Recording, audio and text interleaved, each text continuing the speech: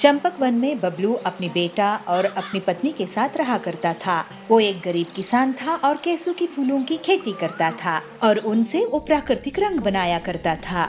उस रंग को होली के समय वो बेचा करता था, लेकिन उससे उसकी ज्यादा कमाई नहीं होती थी। एक बार पीलू, अजी सुनते हो, कितनी देर में आपका रंग बनेगा? हमें सुंदरी चाची के यहाँ जाना है, वहाँ पे होली का पूजा है। अरे मुझे थोड़ा समय लगेगा, एक काम करो तुम ही चली जाओ। अरे आजकल के जमाने को तो जरा देखो, कितने होली के रंग आने लगे हैं। तुम ले देकर 2 ही रंग बना पाते हो, कम से कम अपने पड़ोसी कालू भैया को तो देखो, उन्होंने अपनी दुकान को कितने सारे रंगों से भर रखे हैं। उनकी दुकान चटक रंगों से भरी हुई है और तुम्हारी है 2 रंग। अरे पीलू, दूसरों को देखकर क्या मैं अपना काम छोड़ दूं? मेरे बाप दादा भी यही काम किया करते थे।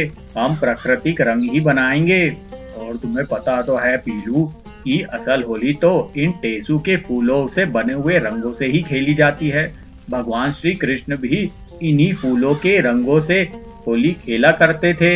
हाँ, पर उस समय ऐसे केमिकल के रंग भी तो नहीं आते थे। अब जमाना बदल गया है, तुम भी बदलो। तो बबलू कहता है, तुम कुछ भी बोलो पीलू, मैं अपना काम नहीं बदलूंगा। ये रंग प्राकृतिक हैं, इनसे कोई नुकसान नहीं होता। तुम समझ भी रही हो तुम क्या कह रही हो?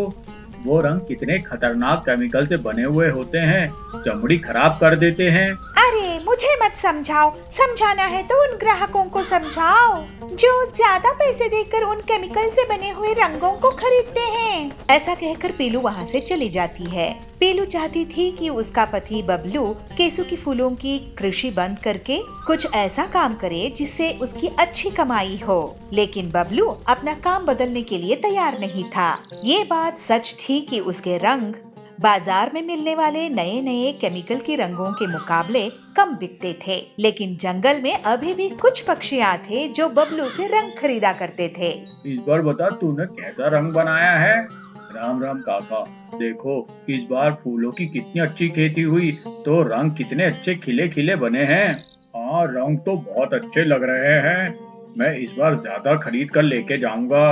बबलू खुश होकर उन्हें रंग देता है।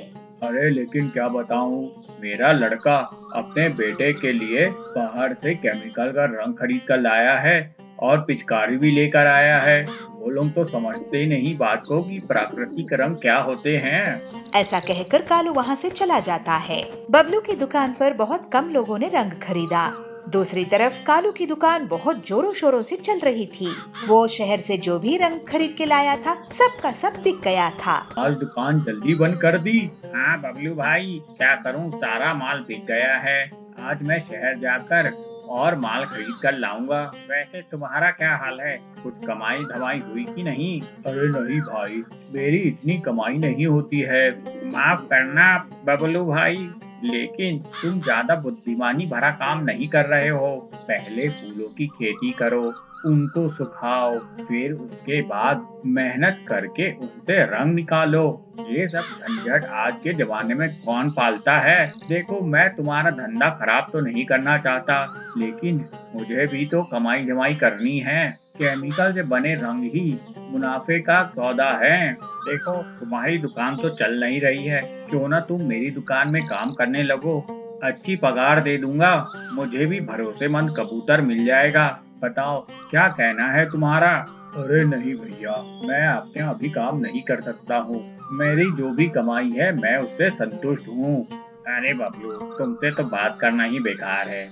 ऐसा कहकर कालू वहाँ से चला जाता है, पर बबलू अपनी मेहनत से प्राकृतिक रंग बनाना जारी रखता है और होली का त्योहार आ जाता है। जंगल में सभी धूमधाम से होली मना रहे थे, लेकिन बबलू के घर में उतनी खुशी नहीं। पीलू दुखी थी कि उसके पति की कमाई नहीं हो रही है और वो उसे कहती है, अरे अजी देखो ना, पूरी जंगल कितनी खुशी से त्योहार मना रहा है और एक हम हैं, हमारे पास त्योहार मनाने के लिए पैसे ही नहीं है। आखिर क्या काम आया तुम्हारा रंग बेचने का काम? वो भी होली की जैसी त्योहार में। पूरे जंगल में पक्षियाँ मिलजुल कर बहुत खुशी के साथ होली मना रहे थे, मगर थोड़ी ही देर के बाद उन सब के शरीर में अजीब सी जलन होने लगी और खुजली भी होने लगी। वो सभी पक्षी परेशान हो गए। वे लोग नदी में जाकर नहाने लगे और जब रंग उतरा देखे कि उनके पर जल चुके हैं।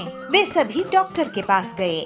डॉक्टर ने उनकी जांच की और कहा, अरे आप लोग क्या रंग से होली खेल रहे थे कि तेजाब से?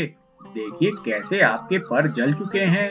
आप सबको स्किन इन्फेक्शन हो गया है। लगता है बहुत ही हानिकारक रंग से आप लोगों ने होली खेली है। उन पक्षियों की घर वाले काले कौवे को घेर लेते हैं और उससे पूछते हैं कि वो ऐसा कौन सा रंग लाता था। कालू उन्हें कहता है, अरे अजीब लोग हो आप लोगों को तो पता ही है कि मैं केमिकल के रंग बेचता था। आप लोग खुशी खुशी लेके जाते हो और अब मुझ पे इल्जाम लगाते हो। कालू की बात सही थी। सभी अपनी मर्जी से उसके यहाँ रंग खरीदे थे। अब तो सबकी होली खराब हो चुकी थी। अब कुछ समय बाद जब वो सारे पक्षी ठीक हुए तो वो सभी बबलू के घर पहुँचे और उससे बोले, अरे बबलू भाई, तुम ही प्राकृतिक रंग बेचा करते थे। अब हम फिर से होली मनाएंगे और पूरे जंगल के लिए तुम ही रंग बनाओगे। ये सुनकर बबलू बहुत खुश होता है। अब हर साल बबलू से ही पूरे जंगल वाले उसके प्राकृतिक रंग खरीदते हैं। इस तरह बबलू काफी सारा पैसा कमाने लगता है।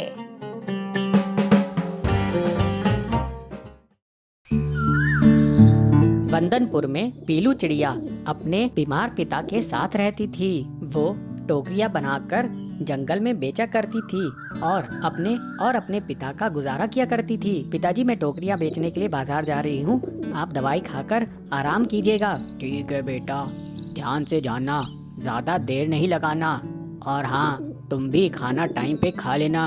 चलिए आप आराम कीजिए, मैं जाती हूँ। ऐसा कहकर पीलू चिड़िया टोकरियाँ बेचने के लिए जंगल चली जाती है। टोकरियाँ ले लो, टोकरियाँ ले लो, अच्छी अच्छी रंग बिरंगी टोकरियाँ ले लो। तभी वहाँ पर सुंदरी कौवी पहुँचती है। सुंदरी बहन, आओ आओ, ये लो टोकरी ले लो, अपने घर पे सजाना। ये टोकरी कितने की है पीलू? सिर्फ 100 रुपए की है सुंदरी बहन, ले लो, बहुत मजबूत है। सुंदरी टोकरी को चेक करती है और 2 टोकरियां खरीदकर वहाँ से चली जाती है। पीलू बहुत देर तक वहाँ पर बैठी रहती है। फिर वो सोचती है, पूरा दिन निकलता जा रहा है और सिर्फ 2 टोकरियां ही बिकी है, इससे तो पिताजी की दवाई नहीं आएगी। मैं अब दूसरे जंगल में जाकर टोकरियां बेचती हूँ, शायद वहाँ पर कोई पक्षी खरीद ले। ऐसा सोचकर पीलू चिड़िया दूसरे जंगल की ओर चली जाती है।